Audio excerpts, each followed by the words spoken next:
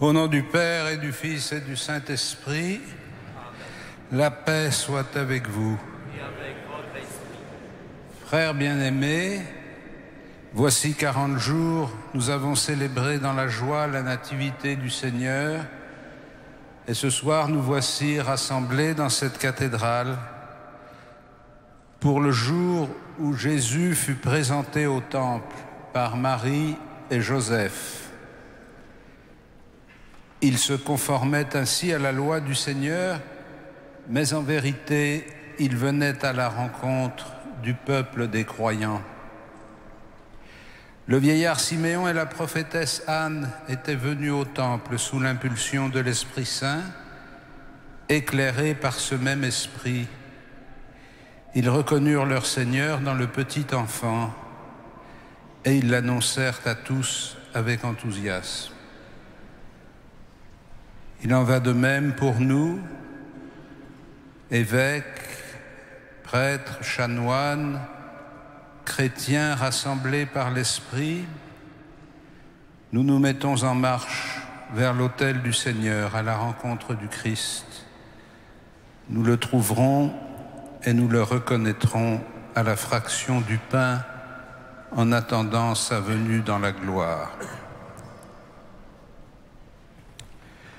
Dieu qui est l'origine et la source de toute lumière, toi qui as montré au vieillard Siméon la lumière qui éclaire les nations, nous te supplions humblement que ta bénédiction sanctifie ces cierges, exauce la prière de ton peuple qui s'est ici rassemblé pour les recevoir et les porter à la louange de ton nom, qu'en avançant au droit chemin, nous parvenions à la lumière qui ne s'éteint jamais, par Jésus le Christ, notre Seigneur. Amen.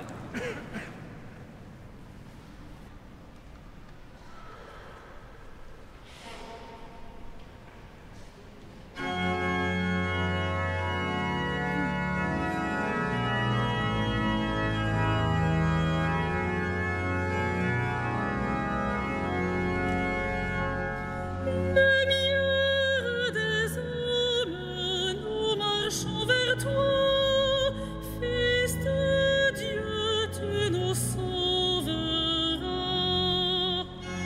Lumière des hommes, nous marchons vers toi, Fils de Dieu, tu nous sauveras.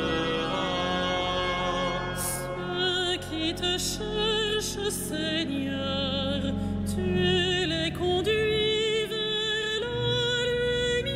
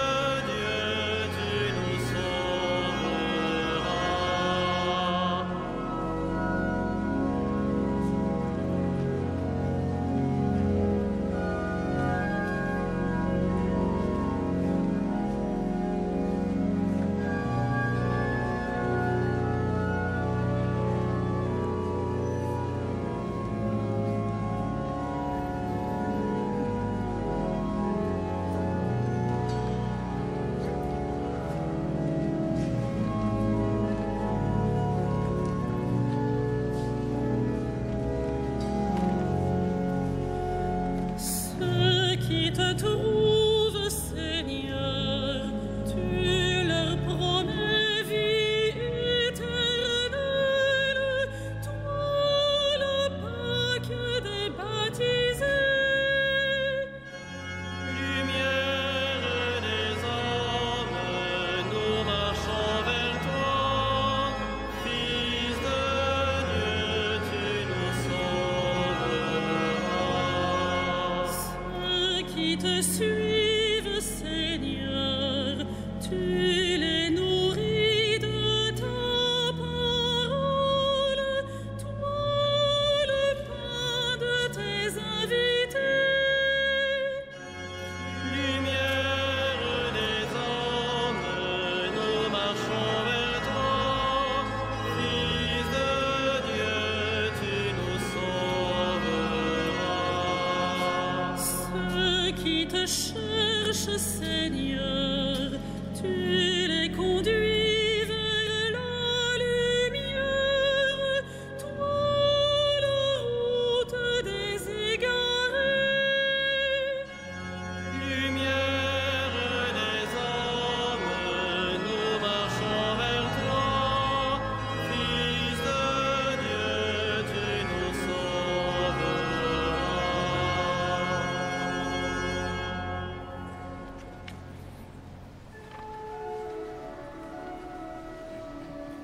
Gloria in excelsis Deo. Et intera pars hominibus bone voluntatis, Laudamus te, benedicibus te, adoramus te, glorificamus te, gratias agimus tibi, propter magnam gloriam tuam. Domine Deus Rex celestis, Deus Pater omnipotens, Domine Filii unigenite, Iesu Christe, Domine Deus agnus Dei, Filius Patris, qui tollis peccatam mundi, miserere nobis. et tollis peccatum mundi, suscipe deprecationem nostram. Qui sedes ad exteram Patris, miserere nobis. Orientus solus sanctus, Tu solus Dominus, tu solus altissimus, Iesu Christe, cum Sancto Spiritu, in gloria Dei Patris.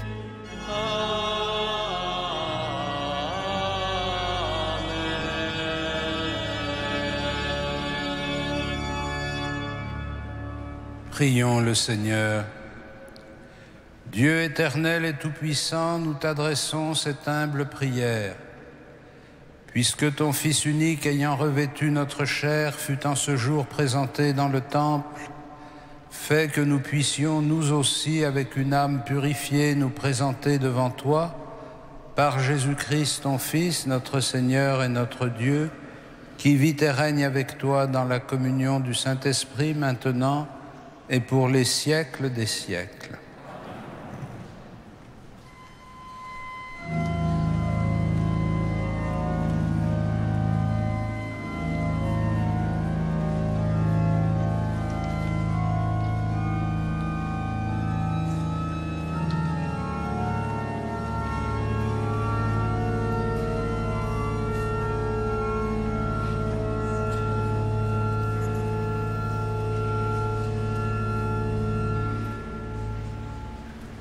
Lecture du livre de Malachie.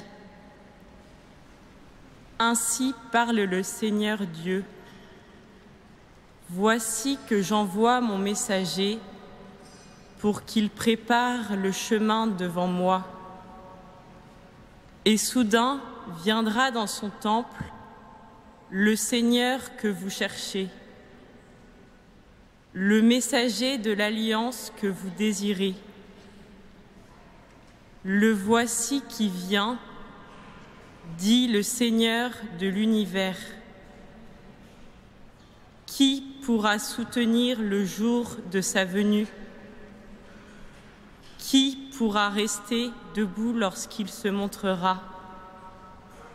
Car il est pareil au feu du fondeur, pareil à la lessive des blanchisseurs. Il s'installera pour fondre et purifier. Il purifiera les fils de Lévi. Il les affinera comme l'or et l'argent. Ainsi pourront-ils, aux yeux du Seigneur, présenter l'offrande en toute justice. Alors l'offrande de Juda et de Jérusalem sera bien accueillie du Seigneur, comme il en fut aux jours anciens, dans les années d'autrefois.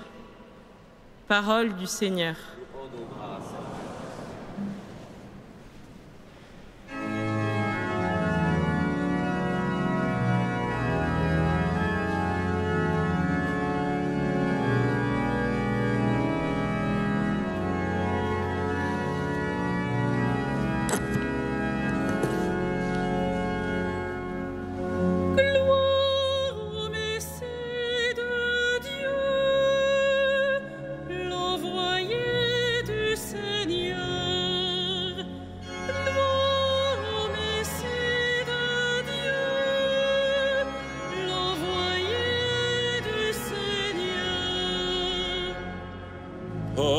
Levez vos frontons, élevez-vous, portes éternelles, qu'il entre le roi de gloire.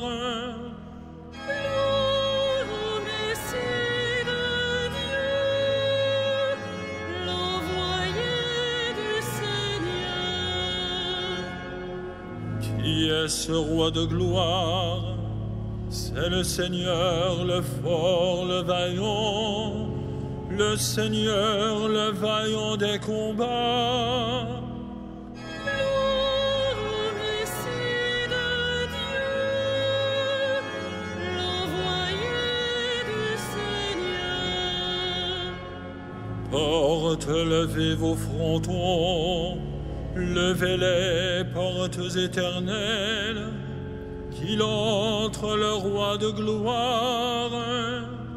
Gloire au Messie de Dieu, l'envoyé du Seigneur. Qui donc est ce roi de gloire? C'est le Seigneur, Dieu de l'univers, c'est lui le roi de gloire.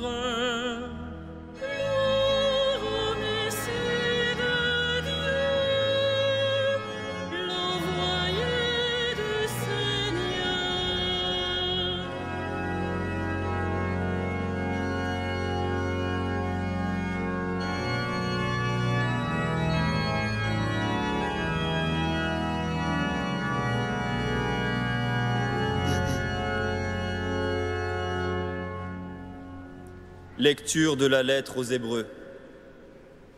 Puisque les hommes ont tous une nature de chair et de sang, Jésus a voulu partager cette condition humaine. Ainsi, par sa mort, il a pu réduire à l'impuissance celui qui possédait le pouvoir de la mort, c'est-à-dire le démon, et il a rendu libres ceux qui, par crainte de la mort, passaient toute leur vie dans une situation d'esclave. Car ceux qu'il vient aider, ce ne sont pas les anges, ce sont les fils d'Abraham. Il lui fallait donc devenir en tout semblable à ses frères pour être, dans leur relation avec Dieu, un grand prêtre miséricordieux et digne de confiance, capable d'enlever les péchés du peuple. Ayant souffert jusqu'au bout l'épreuve de la passion, il peut porter secours à ceux qui subissent l'épreuve. Parole du Seigneur.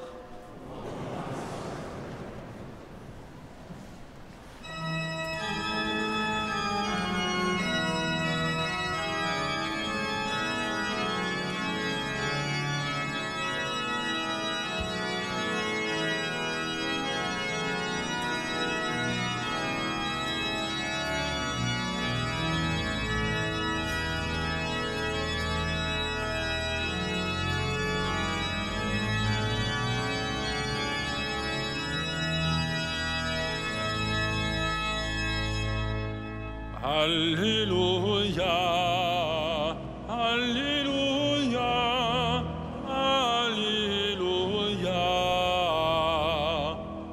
Alléluia, Alléluia, Alléluia.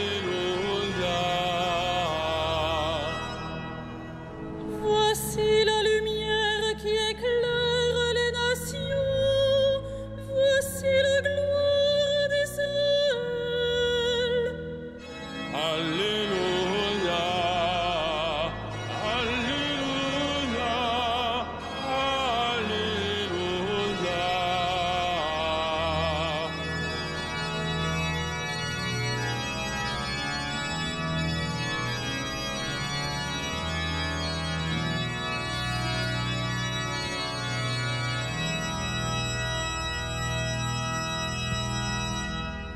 Le Seigneur soit avec vous. Et avec votre esprit, Évangile de Jésus-Christ selon saint Luc. gloire à toi, Seigneur.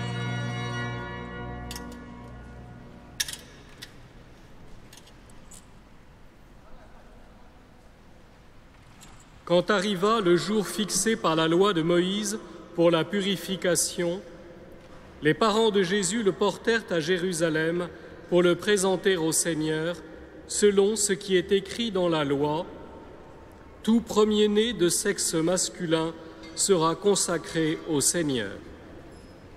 Il venait aussi présenter en offrande le sacrifice prescrit par la loi du Seigneur, un couple de tourterelles ou 2 petites colombes. Or il y avait à Jérusalem un homme appelé Siméon. C'était un homme juste et religieux qui attendait la consolation d'Israël, et l'Esprit Saint était sur lui. L'Esprit lui avait révélé qu'il ne verrait pas la mort avant d'avoir vu le Messie du Seigneur. Poussé par l'Esprit, Siméon vint au temple. Les parents y entraient avec l'enfant Jésus pour accomplir les rites de la loi qui le concernaient.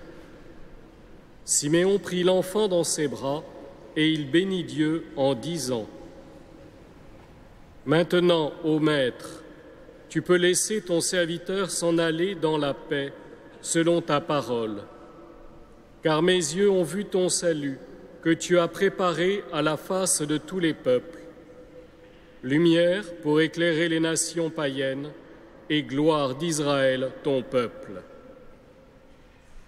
Le père et la mère de l'enfant s'étonnaient de ce qu'on disait de lui. Siméon les bénit, puis il dit à Marie sa mère : « Vois, ton fils qui est là provoquera la chute et le relèvement de beaucoup en Israël. Il sera un signe de division, et toi-même, ton cœur sera transpercé par une épée. Ainsi seront dévoilées les pensées secrètes d'un grand nombre. » Il y avait là une femme qui était prophète, Anne, fille de Phanuel, de la tribu d'Aser. Demeurée veuve après 7 ans de mariage, elle avait atteint l'âge de 84 ans. Elle ne s'éloignait pas du temple, servant Dieu jour et nuit dans le jeûne et la prière. S'approchant d'eux à ce moment, elle proclamait les louanges de Dieu et parlait de l'enfant à tous ceux qui attendaient la délivrance de Jérusalem. Lorsqu'ils eurent accompli tout ce que prescrivait la loi du Seigneur, ils retournèrent en Galilée, dans leur ville de Nazareth. L'enfant grandissait et se fortifiait, tout rempli de sagesse, et la grâce de Dieu était sur lui. Acclamons la parole de Dieu. Louange à toi, Seigneur Jésus.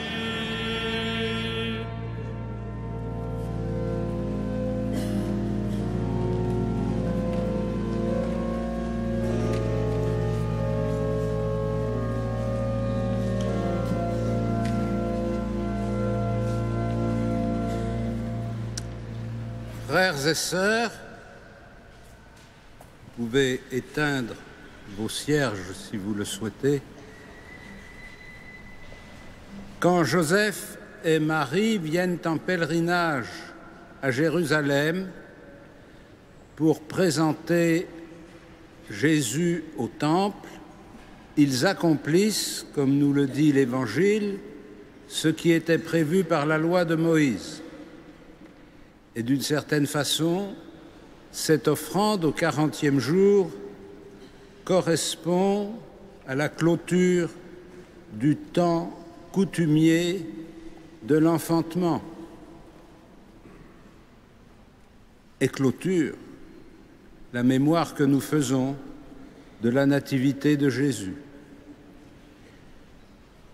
À cette occasion, nous voyons d'une façon très forte le lien qui existe dans la personne de Jésus entre les promesses de l'Ancien Testament et leur réalisation dans la personne du Christ. En effet, cette visite rituelle au temple de Jérusalem est une observance de la loi de Moïse.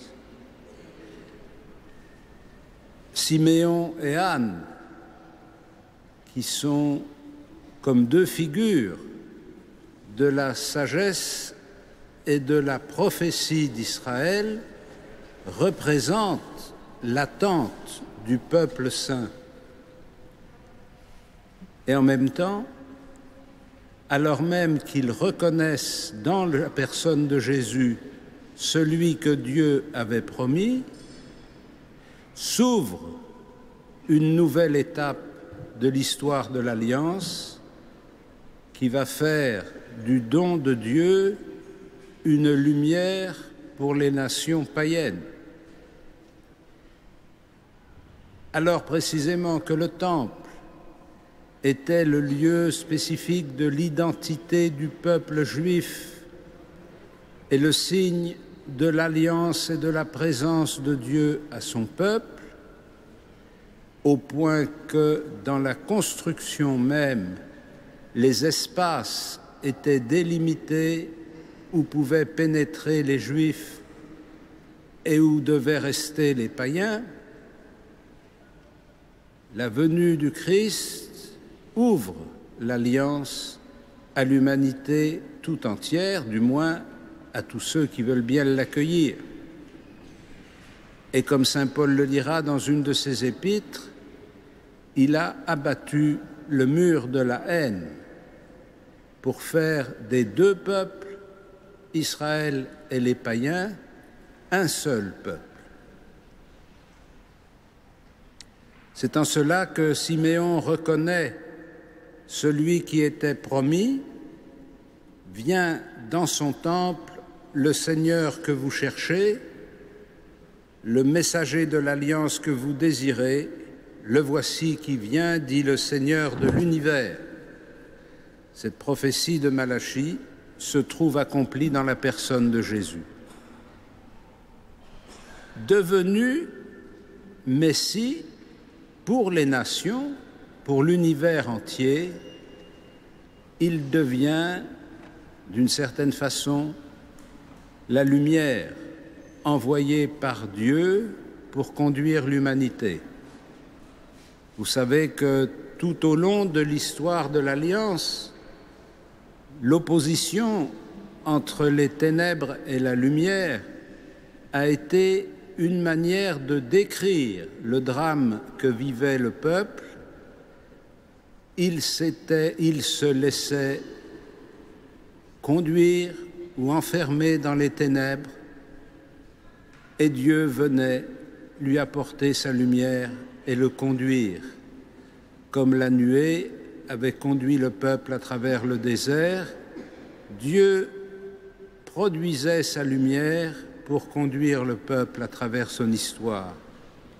Et dans la personne de Jésus, cette lumière, envoyée au peuple élu, est offerte à toutes les nations. Il devient la lumière pour tous les peuples. Mais nous le savons à travers l'offrande que Jésus et Marie font de leur Fils à Dieu, se profile déjà, comme Siméon va le dire, l'épreuve du véritable sacrifice. Cette offrande n'est elle-même qu'une prophétie du don que Jésus fera de sa vie au Père pour le salut des hommes. L'offrande de Jésus au temple de Jérusalem est comme une annonce lointaine de l'offrande qu'il fera de sa vie au Golgotha. S'il est la lumière pour toutes les nations, c'est d'abord précisément parce qu'il donne sa vie pour tous les hommes. Cette capacité d'être lumière pour l'humanité s'enracine dans le don qu'il fait de sa vie. Il est le Messie qui éclaire tout homme, et il est le Messie parce qu'il accepte d'être le serviteur et de se laisser conduire à la passion et à la mort.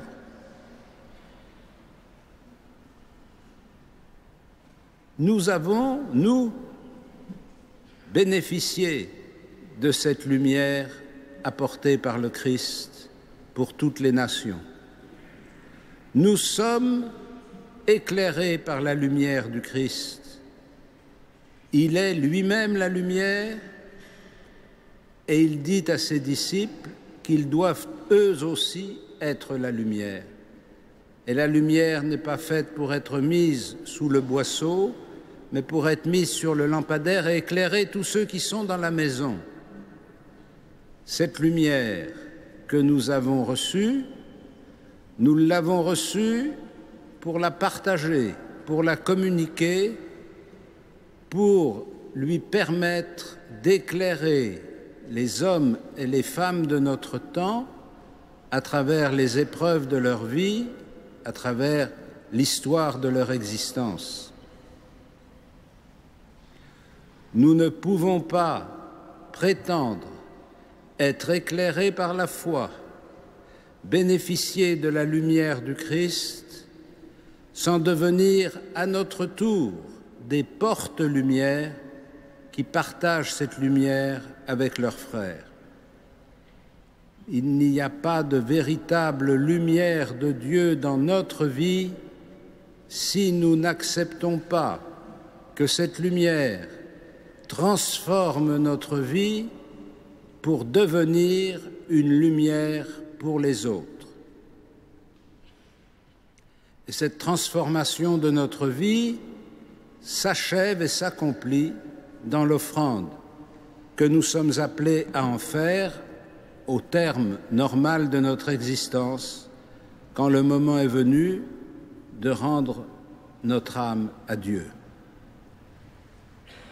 Nous sommes lumière dans le Christ si nous acceptons de participer à sa mort et à sa résurrection. Nous communions dans la lumière du Christ si nous communions à ses souffrances et à sa victoire. C'est pourquoi ce jour de la fête des Lumières a été choisi dans l'Église pour faire mémoire de la vie consacrée, c'est-à-dire d'une vie qui est tout entière donnée par amour de Dieu et des hommes, pour être offerte, pour devenir une illumination au milieu de l'humanité. Nous le savons, il arrive au cours de l'histoire que quelques personnalités exceptionnelles éclairent de leur rayonnement ceux qui les entourent. Et peut-être avec la tendance de la médiatisation qui est la nôtre, nous avons tendance à concentrer toute l'attention sur ces personnalités exceptionnelles. Mais dans le Christ, celles et ceux qui sont engagés dans la pauvreté, la chasteté et l'obéissance deviennent des témoins par leur vie de ce qui est la vocation finale de tous les baptisés. Et elles doivent, dans la vie de l'Église, être comme une sorte de boussole qui nous aide à comprendre dans quel sens notre vie doit se construire. Ils sont comme les avant-coureurs qui marchent devant nous pour nous faire comprendre vers où nous allons. Alors en ce jour, nous prions avec plus d'attention et de vigilance pour celles et ceux qui ont été appelés à la vie consacrée, mais surtout, nous prions le Christ pour que sa lumière ne trouve en nous aucun obstacle et que notre vie, à chacune et à chacun d'entre nous, devienne une lumière pour les hommes et les femmes au milieu desquels nous vivons, que nous soyons un rayon de l'espérance. Amen.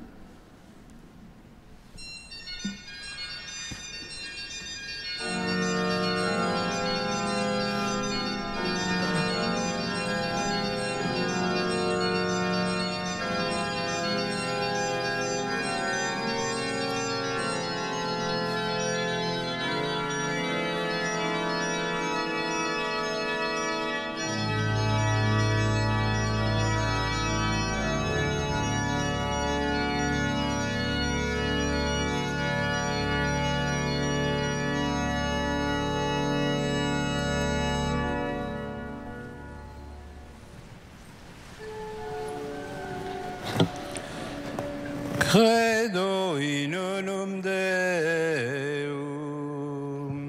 Patrem omnipotentem, factorem celi et terrae, visibilium omnium et invisibilium.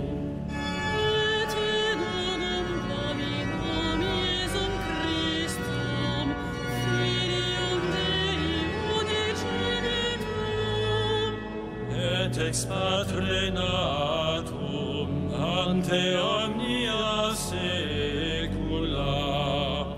Deum de Deo, Nomen Illumine, Deum verum de Deo verum.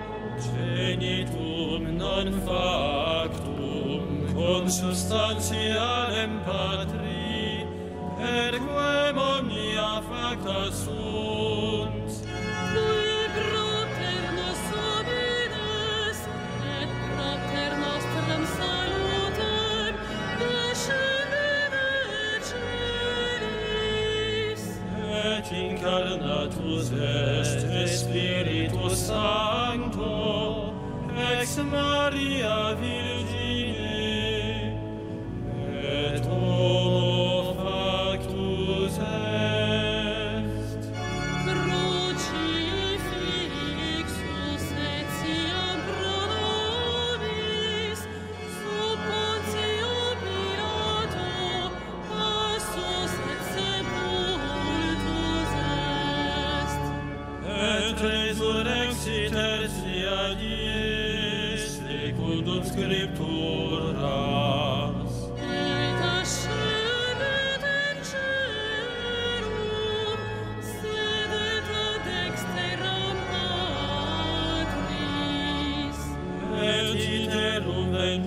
es cum gloria, iudicare vivos et mortuos, cuius regni non erit finis. Et in Spiritum Sanctum Dominum, et vivificantem, qui ex Patre Filioque procedit. Qui cum Patre et Filio simul adoratur, et cum glorificatur, qui locutus est per prophetas. Et unam sanctam catholicam et apostolicam ecclesiam Confiteorum matissa in remissionem peccatorum. et expecto resurrectionem mortuorum Et vitam venturis seculi.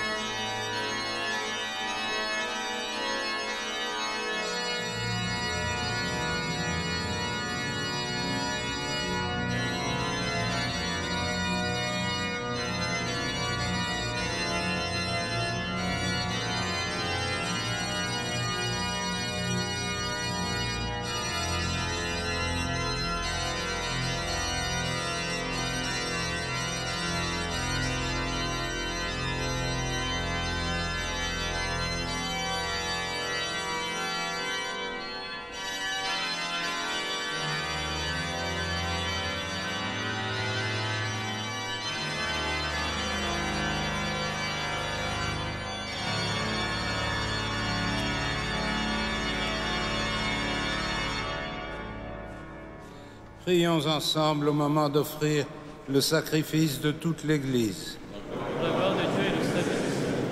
Seigneur, écoute notre prière et pour que soit digne de toi l'offrande placée sous tes regards, accorde-nous le soutien de ton amour par Jésus le Christ, notre Seigneur. Le Seigneur soit avec vous. Et avec notre esprit, Élevons notre cœur. nous le tournons vers le Seigneur. Rendons grâce au Seigneur notre Dieu. Cela est juste et bon. Vraiment, il est juste et bon de te rendre gloire, de t'offrir notre action de grâce toujours et en tout lieu. À toi, Père très saint, Dieu éternel et tout-puissant. Aujourd'hui, ton Fils éternel est présenté dans le temple, et l'Esprit Saint, par la bouche de Siméon, le désigne comme la gloire de ton peuple et la lumière des nations. Joyeux nous aussi d'aller à la rencontre du Sauveur. Nous chantons avec les anges et tous les saints, et déjà nous proclamons.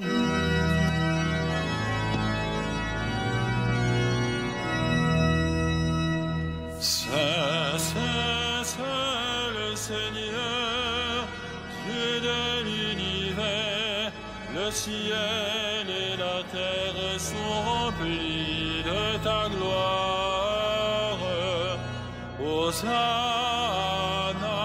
au plus haut des cieux, béni soit celui qui vient au nom du Seigneur. Hosanna au plus haut des cieux. Tu es vraiment saint, Dieu de l'univers, et toute la création proclame ta louange. Car c'est toi qui donnes la vie, c'est toi qui sanctifies toutes choses par ton Fils Jésus-Christ, notre Seigneur, avec la puissance de l'Esprit Saint. Et tu ne cesses de rassembler ton peuple afin qu'il te présente partout dans le monde une offrande pure. C'est pourquoi nous voici rassemblés devant toi, et dans la communion de toute l'Église, nous célébrons le jour où la Vierge Marie te présenta dans le temple son enfant nouveau-né, ton Fils unique, notre Seigneur. Par lui, lumière née de la lumière, Dieu Tout-Puissant, nous te supplions de consacrer toi-même les offrandes que nous apportons. Sanctifie-les par ton Esprit pour qu'elles deviennent le corps et le sang de ton Fils, Jésus-Christ notre Seigneur, qui nous a dit de célébrer ce mystère. La nuit même où il fut livré, il prit le pain. En te rendant grâce, il le bénit, il le rompit et le donna à ses disciples en disant : « Prenez et mangez-en tous, ceci est mon corps livré pour vous. »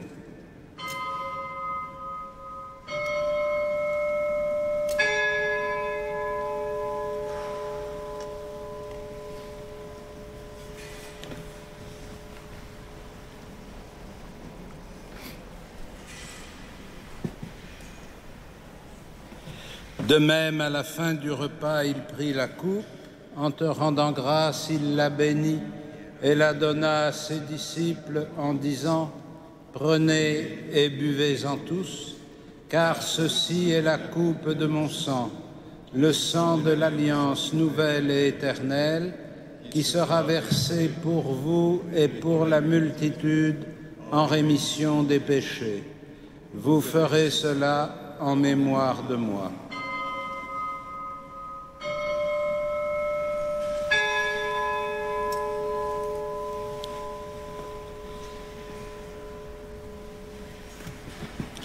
Il est grand le mystère de la foi.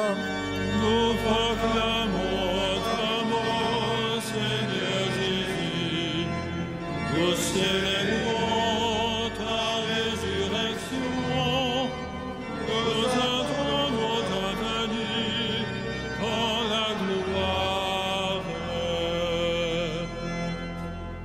en faisant mémoire de ton Fils, de sa passion qui nous sauve, de sa glorieuse résurrection et de son ascension dans le ciel, alors que nous attendons son dernier avènement, nous présentons cette offrande vivante et sainte pour te rendre grâce.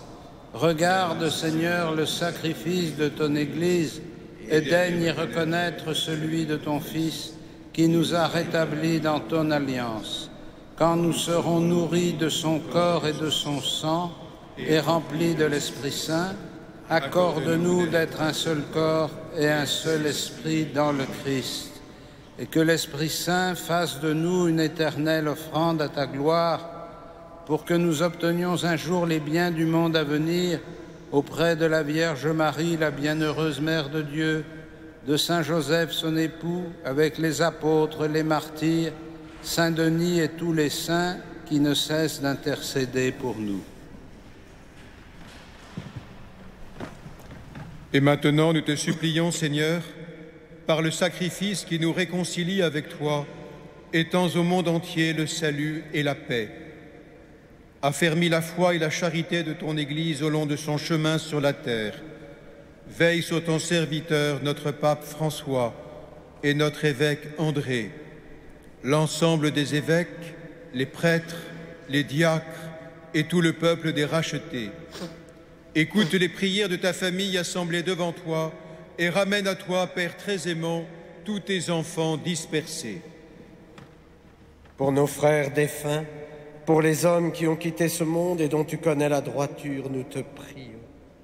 Reçois-les dans ton royaume, où nous espérons être comblés de ta gloire, tous ensemble et pour l'éternité, par le Christ notre Seigneur, par qui tu donnes au monde toute grâce et tout bien. Par lui, avec lui et en lui. À toi, Dieu le Père Tout-Puissant, dans l'unité du Saint-Esprit. Tout honneur et toute gloire pour les siècles des siècles.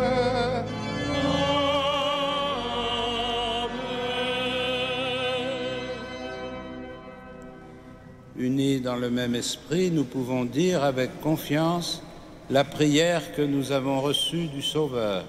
Notre Père, qui es aux cieux, que ton nom soit sanctifié, que ton règne vienne, que ta volonté soit faite sur la terre comme au ciel. Donne-nous aujourd'hui notre pain de ce jour. Pardonne-nous nos offenses, comme nous pardonnons aussi à ceux qui nous ont offensés, et ne nous soumets pas à la tentation, mais délivre-nous du mal. Délivre-nous de tout mal, Seigneur, et donne la paix à notre temps. Par ta miséricorde, rends-nous libres du péché. Rends-nous forts devant les épreuves en cette vie où nous espérons le bonheur que tu promets et l'avènement de Jésus-Christ, notre Sauveur. Car c'est à toi qu'appartiennent le règne, la puissance et la gloire, pour les siècles des siècles. Seigneur Jésus-Christ, tu as dit à tes apôtres, « Je vous laisse la paix, je vous donne ma paix. Ne regarde pas nos péchés, mais la foi de ton Église. Pour que ta volonté s'accomplisse, donne-lui toujours cette paix et conduis-la vers l'unité parfaite, toi qui règnes pour les siècles des siècles. Et que la paix du Seigneur soit toujours avec vous. Et avec votre esprit. Dans la charité du Christ, donnez-vous sa paix.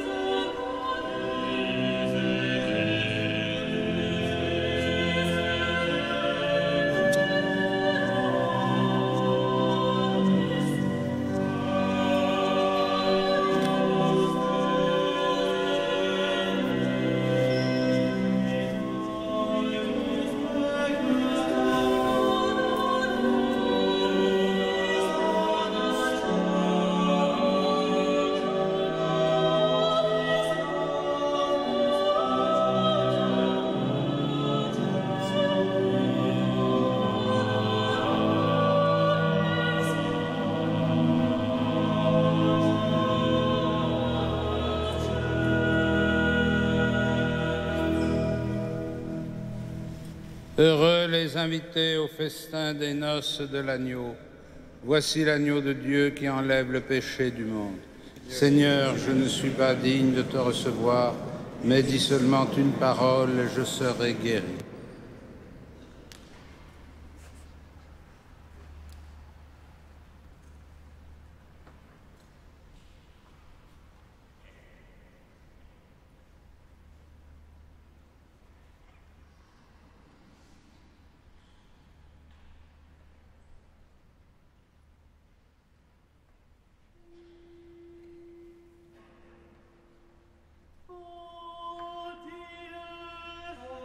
Oh,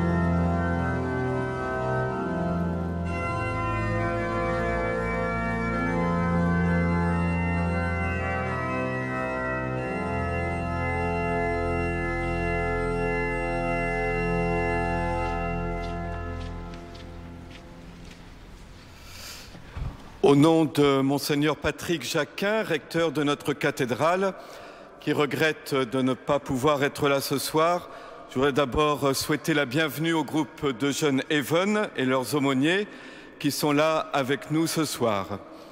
Et puis c'est aujourd'hui le lancement de la campagne pour le denier de l'Église. Vous avez une lettre à ce sujet que je ne vais pas vous lire, que je vous incite à lire soigneusement. Mais Monseigneur Jacquin m'a bien recommandé de remercier tous ceux qui ont répondu à l'appel pour l'année 2013, de les remercier chaleureusement, en particulier les 80 nouveaux donateurs, et de vous remercier pour votre générosité pour l'année 2014. Vous savez combien le denier du culte, denier de l'Église, est une ressource essentielle, capitale, pour la mission de notre Église.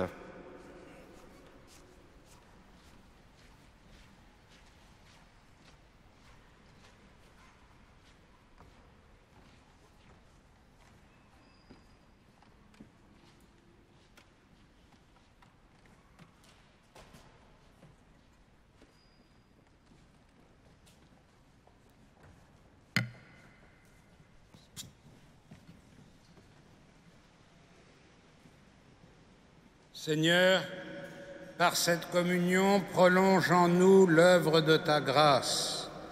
Toi qui as répondu à l'espérance de Siméon, tu n'as pas voulu qu'il meure avant d'avoir accueilli le Messie. Puissions-nous aussi obtenir la vie éternelle en allant à la rencontre du Christ, lui qui vit et règne avec toi dans la communion du Saint-Esprit, maintenant et pour les siècles des siècles. Amen.